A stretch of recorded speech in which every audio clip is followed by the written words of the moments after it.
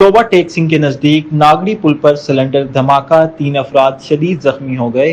खबर शामिल करते हैं टोबा टेक सिंह से। मियां जहांजेब की रिपोर्ट के मुताबिक रजाना रोड पर सिलेंडर वाली दुकान में सिलेंडर फटने की वजह से छत गिर गई, जिसकी वजह से 3 से 4 अफराद जख्मी हुए। वक़ूए की इत्तला मिलते ही रेस्क्यू कंट्रोल रूम ने फौरी जाए हादसा पर 2 ambulances, motor bike service, fire vehicle और रेस्क्यू व्हीकल को मूव करवा दिया।